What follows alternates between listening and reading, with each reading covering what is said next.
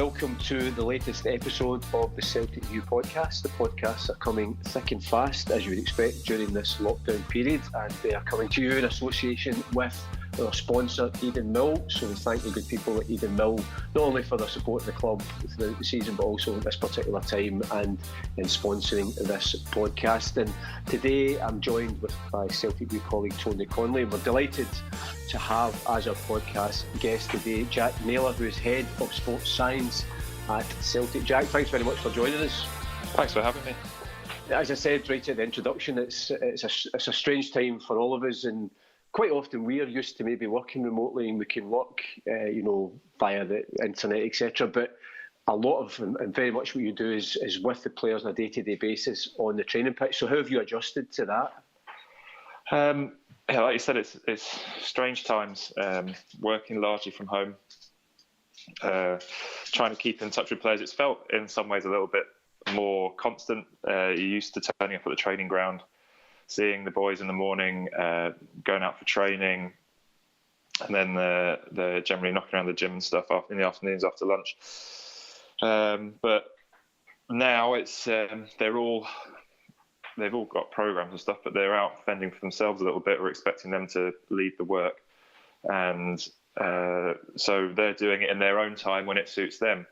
So I'm getting almost constant WhatsApp messages and updates on what they're doing throughout the day. So it's almost feels a little bit more, in some ways, a little bit busier because I'm dealing with players all through the day into the evening now, as opposed to just whilst we're at the training ground during the day. Yeah. Are the players sort of sending you data in, Jack, maybe like from heart rate monitors from the training that they've been doing throughout the day? Yeah, so all the guys, the situation was obviously very fluid the last few weeks and it changed quite quickly. So we've had to scramble a bit to get ourselves sorted. But most of the guys now have heart rate belts or will be receiving them soon.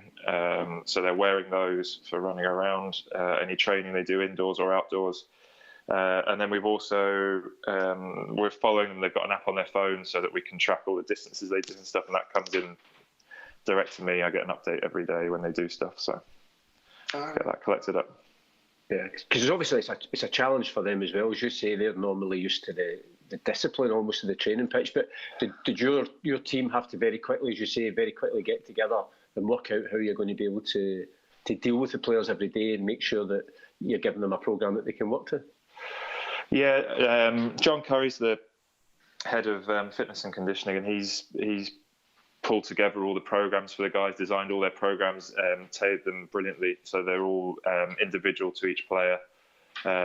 He's put in a lot of work over the last couple of weeks pulling all of that together. From my side, I've set up the monitoring and the systems in place to kind of record what they do. And we've also provided the guys with some nutrition packs. So they've all got some protein powder, some stuff to help boost immunity and stuff like that they've taken home with them. Yeah, because interestingly, Tony had spoke to Callum McGregor last week, and he was talking about what he was doing, and there's still that edge of competition, which I suppose they need. They're talking about doing 5K, almost a 5K challenge with each other. That I suppose the nature of them is they're very competitive. So you want to build that into their plans as well? Yeah, exactly.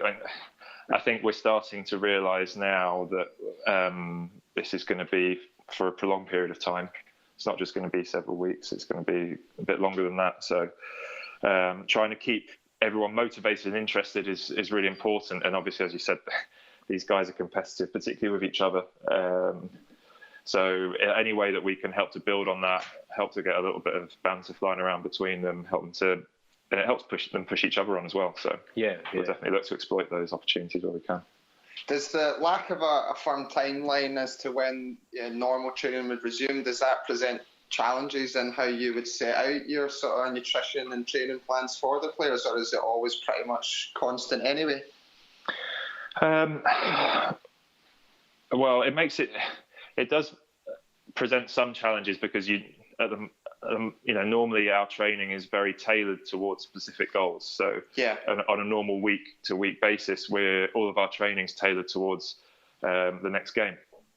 And obviously we don't have something like that at the moment. So it does change slightly. I think, as I said, this is a prolonged period out now, probably. So it's about maintaining those baseline levels of fitness, so that when we do get back in together and we can train together again, we can, hopefully accelerate the process as quick as we can in a safe way. I mean, one of the things we were curious about in terms of, you had to be even creative in terms of the training plans for the players, because obviously you're having to adapt it for their living circumstances, for example. Yes, everyone's different.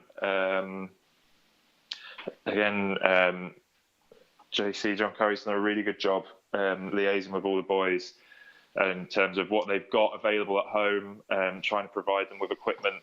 Callum McGregor mentions a really good example. He's got his own gym at home that he's put in himself, so that's brilliant, because that just allows so much more possibility. Some of the boys live out in the countryside, so they can get out and about on bikes, running. Some of the boys, though, live in the West End of Glasgow, and it's obviously densely populated and not so easy to go and find space to go and do the exercise you need to do. Yeah.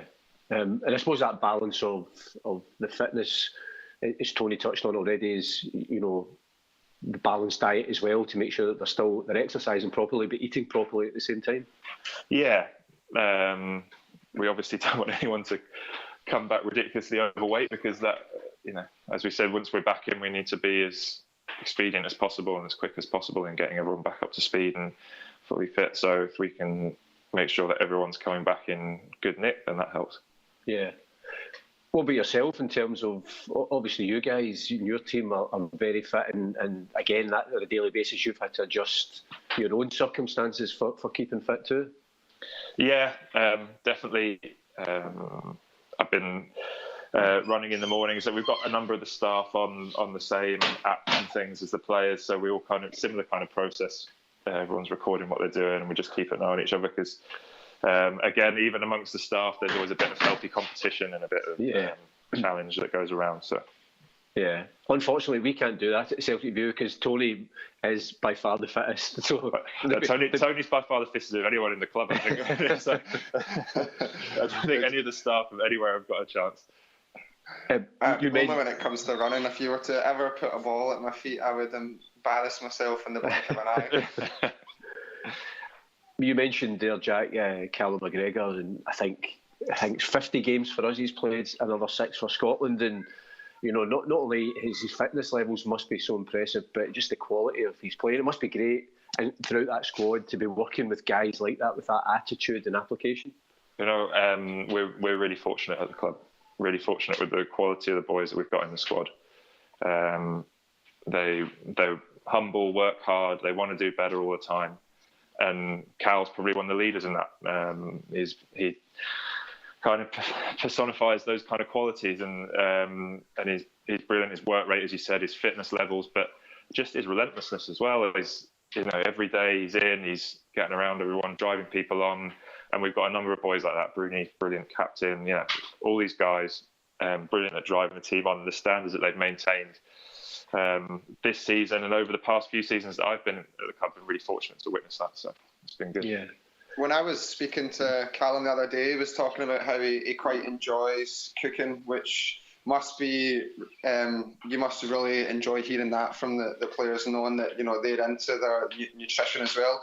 Have you found yourself having to sort of pass on any cooking lessons or additional nutrition advice now that the players are having to take more responsibility with that aspect? Yeah, so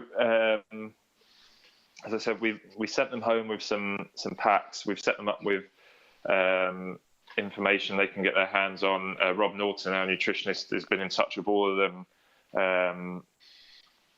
We've also looked at using, so for those guys who perhaps aren't so good at cooking, there's certain meal prep companies that will deliver prepared healthy meals to your home that we've looked to use as well. But yeah, we're just trying to keep on top of them, trying to keep in touch with them, and help them as much as we can, really. Well, I'm going to put one of these seamless links that I sometimes introduce into the Celtic View podcast, and we spoke about Callum McGregor there, and we're going to just take a wee pause and listen back to, he scored 13 goals this season, his best ever total for the season. One of the best goals, I think, from this season was at Fir Park back in February. So we're just going to listen to the commentary for that wonderful Callum McGregor goal. Forward towards Forrest, flipped inside to Christie. Christie back to Forrest. Good play from Celtic. Forrest across now to McGregor. Volleys it. Oh, that's a wonder goal from Callum McGregor. The play was exquisite. The finish was divine. Callum McGregor, 2 assists and an absolute belter. Celtic 3, Motherwell 0. That was world class from McGregor there. Just that first touch there to tee himself up, and then he smashes it on the volley past the keeper from just inside the box. What a finish, sensational, and what a way to cap off a wonderful bit of build-up play there from Celtic. Some great passing. Jack, in terms of your role at the club, Jack, in terms of being head of sports science, and it's such a key part of football now, and even in your time in football, you must have seen how much that's continued to develop and grow. Yeah, it's changed massively. It's a huge part of the modern game. As you sort of quoted some of the numbers on the number of games that Callum's played this year, and the number of games at the top level in football now is ridiculous, and it's a relentless, almost 12-month season now that the boys are involved with, particularly if they're playing international football. So the kind of understanding and insight that sports science has brought to the game over the last few years has really kind of impacted on a lot of different areas of the game. We know that the game now is a lot faster, a lot more high intensity distance covered in matches now than there was kind of 10, 15 years ago. And I take it, obviously, for you and your role, I'm guessing that's constantly evolving and you're constantly learning because you're finding out new things all the time and pushing yourself in terms of your areas of expertise. I think that's part of I think science in general. If it's in sports science, if you're working in medicine, or if you're working in any area of scientific discovery, it's this curiosity to kind of understand what's going on and try and learn more and how that might help and impact what you do. So yeah, you are, and also as well, you're working in your particular area. So the things that we know now about the current Celtic squad might not apply to another squad of players at a different club. Yeah. So you're trying to learn and tailor everything and be as specific as you can with your group of players. Are there any areas, Jack, of sports science which you've found to be the most fascinating or which have developed the quickest in recent years, whether that be sort of recovery techniques or advice and research into sleep or different things? Are there any areas that are really quite fast moving in that regard? I think the things are evolving across the board all the time. I think one thing that's interesting in sports science is things become, I guess, in any industry, things become quite fashionable and then unfashionable again. I think you mentioned recovery. There is a lot of things the famous or infamous ice baths that the players do. These kind of additional tools are great for helping us, but actually what we know now in the last few years is that in terms of recovery, you can't beat good quality sleep and good quality food. They're going to be the biggest things that help you recover. And then the things like ice baths, the compression tights and socks you see athletes wearing, the cryotherapy type stuff that's become quite prevalent in the media. You see a lot of people doing that. These are all great things that help, but they're add-ons that will sort of help the process. But your biggest things we know now are sleep and nutrition. Can't beat those. And I take it as well, you've seen probably an evolution in the attitude of players, that they're more interested maybe in that the sports science side of things because they see the benefits that it gives them on a daily basis, but particularly in their performances. Yeah, I think so. And I also think that players now are coming through almost sort of sports science natives, if you like, because they're exposed to it to such a degree at academy level now. Yeah. So players come through, and that's the norm. That's what they expect. It's what they, what is normal practice for them. So they come through and expect that. So I think when I first started 12 years ago, there was still from sort of senior players at that point, a lot of suspicion around it because they'd had long careers, been hugely successful, and suddenly someone was going to turn up and tell them that what they were doing was potentially different or not the best way of doing something. Then there was obviously a lot of suspicion around it. Yeah, and I suppose when you mentioned already, when you've got senior players like Scott Brown and Callum McGregor, and they're so responsive to it, but also when you see other players see the benefits of that, then that they're almost leading by example as well. Yeah, I think so. I think when you've got guys like Bruni and Cal, and they're really driving it on, but I think all the boys see the benefits of it. I think what just seen this really well over the last few years has been our fitness levels in games, and I think the boys appreciate that and understand that, and they know that the best way to get there is kind of through the work that we do with them and putting in the hard yards. Yeah, because I suppose that one of the things you see even in 2020, obviously the work that you guys did with them in Dubai, then that pays off when the form we've been in since we've returned to competitive football has been incredible. Yeah, it was. It was a really good week for us. The boys trained really hard, but also I think we were aware that we were coming off the back of a really, really busy 6 months, particularly December. And also with the continued European campaign, we were going into a really busy period in the January and February. So whilst the guys trained hard with some really good intensity, we were quite mindful that we didn't overload them and push them too much. Because I was wondering that when you talk about that December schedule, 9 games in December, that must present for you and your team real challenges, because there's very little time for recovery before another high intensity game, and there must be a lot of planning goes into that month in particular. Yeah, as you mentioned, it's all about recovery. It's about trying to get the guys through, and again, as I mentioned, nutrition, sleep. We can help control to a large extent a lot of the nutrition because they're at the training ground so much, or in hotels, things like that. So we can really help to control the meals that they get, the makeup of those meals, things like that. So yeah, it's a big month for recovery. The other challenge as well is for the guys who aren't in the starting 11 to keep them fit, because we're not training as much, playing a lot of games. So again, the work that JC does in terms of their fitness and keeping them fit is really important. I mean, I've played a kickabout game against John, and he's phenomenally fit as well, and with a really good left foot. Yeah, no, unbelievable. He's got a great left foot. He's really fit. He's a good example for the boys because he can always try and keep up with them and push them as well. Yeah. We also thought, in terms of having you on as well as talking about your work with the team, it might be quite a good idea to maybe give some advice to people who are maybe just, again, stuck in the house. I have to say, just in preparation for this, I went out on a 2-mile run this morning just to try and impress you. Nice work. Well, I think it's going to take me a while to recover from that, but have a nap. Just put your feet up later on. Have a snooze. Right, I'll say to my boss if that's okay. One of the things, because Tony particularly put some questions in, and Tony, you mentioned already, he's Mr. Superfit, does a lot of running. One of the things, I know he'll ask some questions as well, but if people are using less energy because of maybe being in the house, what kind of foods should they avoid or reduce during this time?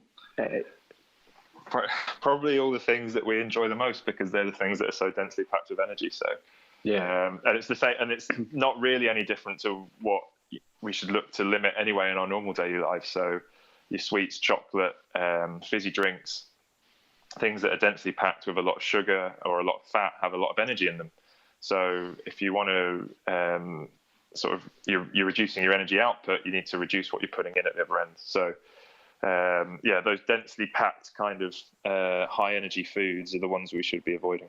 With the sort of restrictions on the amount of time that people can spend outside, is like home workouts, I think, is something that everybody's sort of now looking into, and many people probably for the first time, they might usually get their exercise from going a walk or something, but now if they're confined in their home, is there any sort of advice on the exercise that they should do with that, whether it be 30 minutes high intensity or doing stretches or sort of circuits? Is that something that you would advise people to get into on a daily basis now if they're stuck indoors?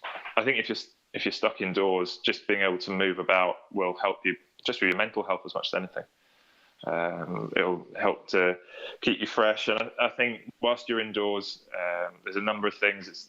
It depends how much space you've got, obviously, but there's plenty of stuff you can do on the spot. But I think, like you said, 30 minutes or so of some kind of activity, whether it be if you've got the ability to do some skipping or if you're just doing some squats, lunges, press-ups, body weight type exercise in the living room, that'll really help. But then, as you said, it's also a good opportunity if you know you're particularly inflexible or something like that. It's a good opportunity to work on some of those things as well. Yeah, I think at this time as well, it's easy to let your regular working schedule slip. Is it really important to keep a sort of strict sleeping pattern as well? Because I think a lot of people might be like, oh, I don't have that hour-long commute to work, so I'll stay up a bit later and sleep in a bit. Is that bad to kind of try and shift your sleeping pattern like that? Should you try and keep it quite regimented as before?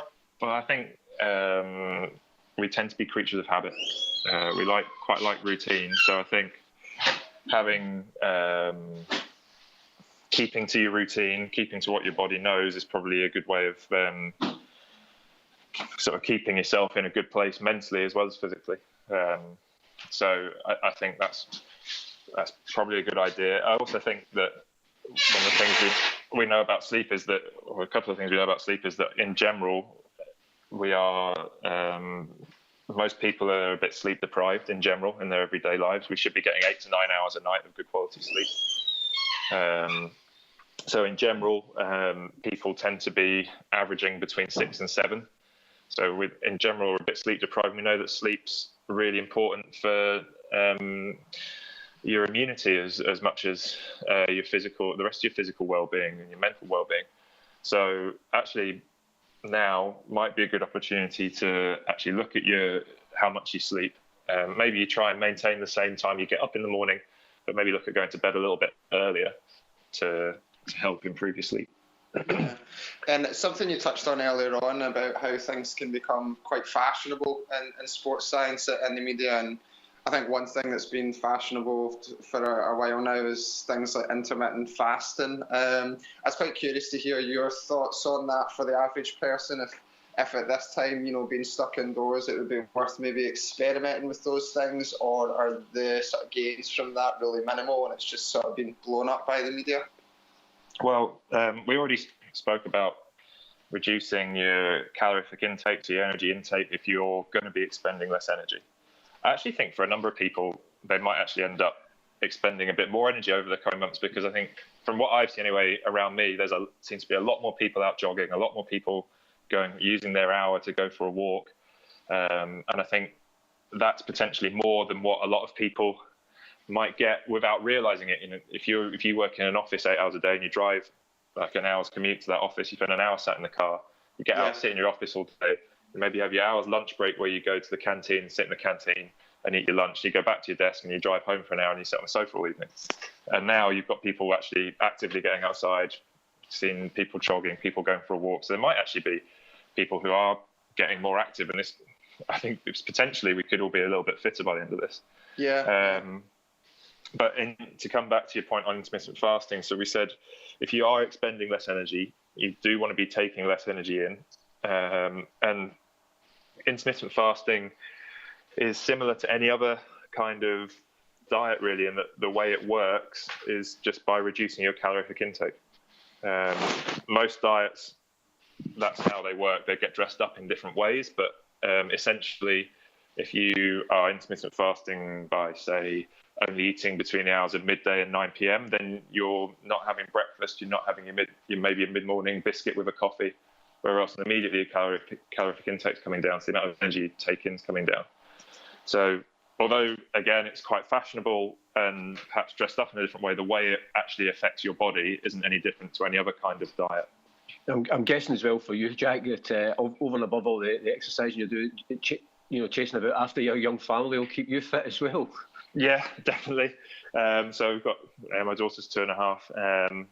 Trying to keep her entertained at the moment's challenge. It's for the first. It's been a couple of weeks now. I don't think she realised too much was different, but she did say to us yesterday, "I just want to go places." So she's starting to twig on that there's something not quite right. I think the fact that I'm at home every day as well. Yeah, probably getting bored of the sight of me.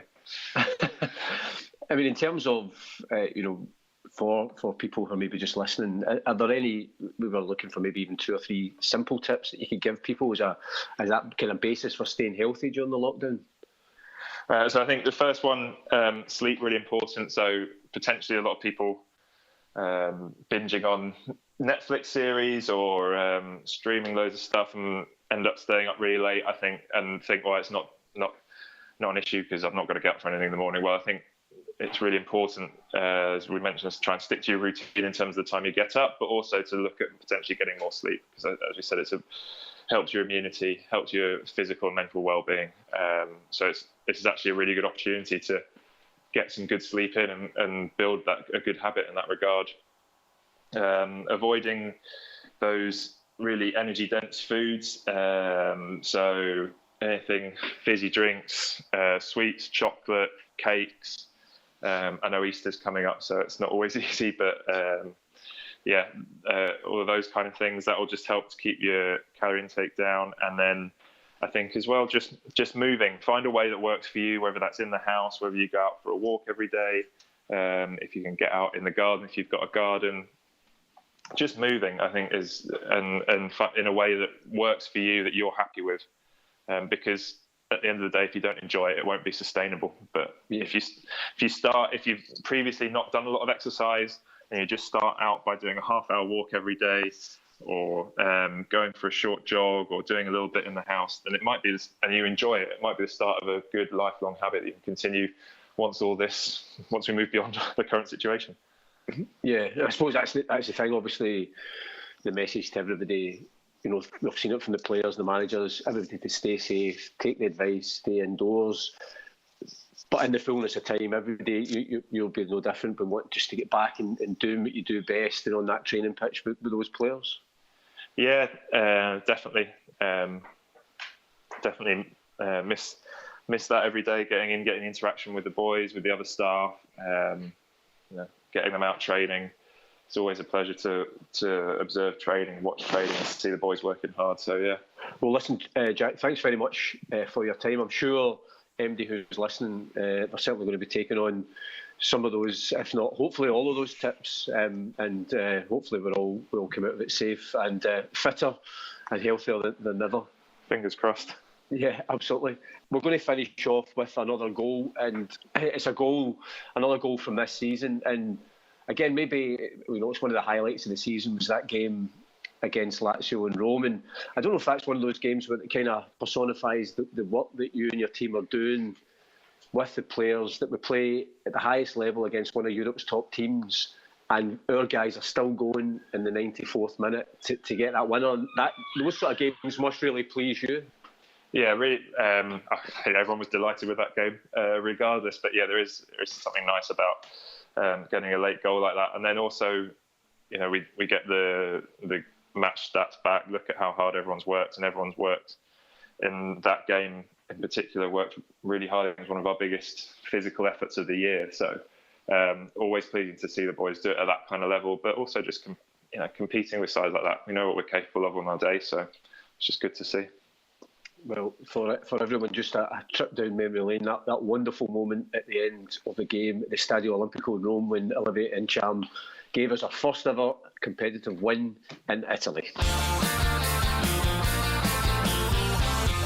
The ball's knocked across and they've given it away. Could Celtic score in the last minute? Again, Callum McGregor. Ntcham! He scored! Olivier Ntcham has created Celtic history, and Celtic have won in Italy for the first time ever. Olivier Ntcham with a goal. Unbelievable! It's unbelievable! Celtic have won! Incredible scenes from Celtic from Olivier Ntcham. He is the coolest man in the Stadio Olimpico. He didn't seem to break his stride. as he stuck the ball into the net. You can see what it means to the Celtic fans behind the goal, to the Celtic technical area. 2-0 Lennon to us in the press area here. Celtic again capitalising on an error from Lazio at the back. Austin Edward, cool as you like as well, looking to see the pass. Olivier Cham takes a touch and puts it by the goalkeeper. Fantastic from the Frenchman, brilliant from Celtic. Well, it's a miracle because Cuddihy got off his sick bed and raced down the trackside along with all the other substitutes. Lazio will have no time to get this game underway. Celtic lead by 2-1 in Rome, and they are about to go top of the table with 10 points. They are going to be heading through to the last 32 as it stands. Olivier Cham, the hero, but it's been every Celtic player the hero tonight.